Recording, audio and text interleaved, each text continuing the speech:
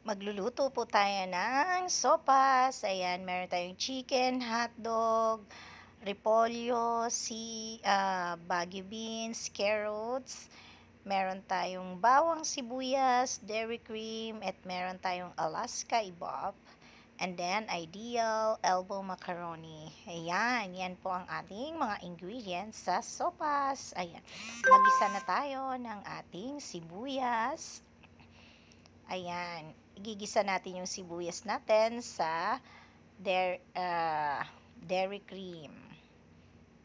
Ayan, then isunod natin ang bawang. Ayan, gusto ko talaga maraming sibuyas. Ayan, mekos-mekos. Mekos-mekos.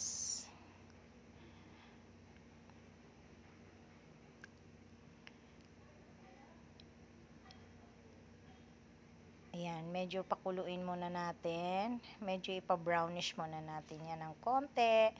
Tsaka natin ilagay ang ating chicken. Ayan na, nailagay na natin yung ating chicken.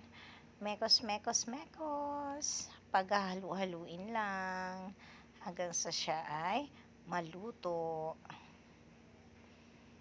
Ayan, luto na ang ating chicken at ilagay na natin ang ating hotdog. Mekos, mekos ulit. Ayan, halu-haluin natin ng maigi hanggang sa maluto na rin yung hotdog. Ayan, luto na ang ating hotdog. Lagay na natin ang ating carrots at saka bagu beans. And then, halu-haluin ulit. Ihalo natin ang ihalo.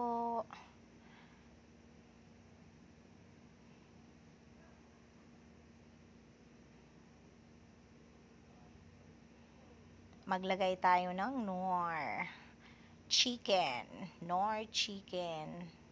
Lagyan ng bechin, black pepper, asin, yan. At ating halu-haluin. Ayan, halo na natin. Ilagay na natin ang ating macaroni.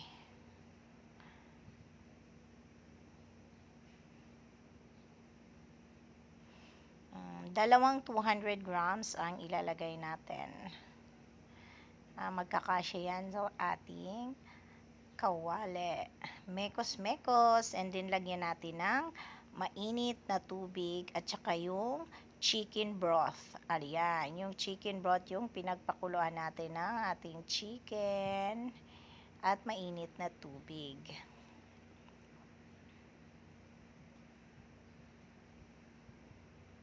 And then, imekos-mekos natin yan, pakuluin natin yan, hintayin nating maluto ang ating macaroni, elbow macaroni ang gamit ko sa ating sopas. Ayan, kumulo na mga mi.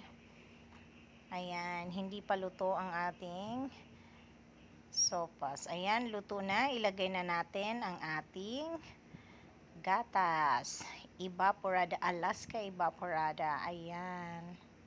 And then, lutuin lang natin ang ating Alaska evaporada. Tsaka naman natin ilagay ang ating repolyo.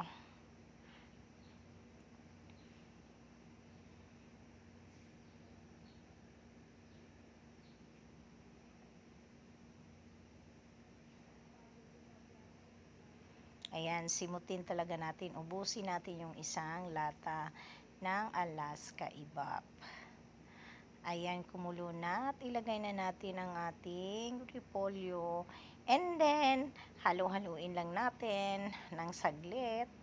Tapos, patayin na ang apoy.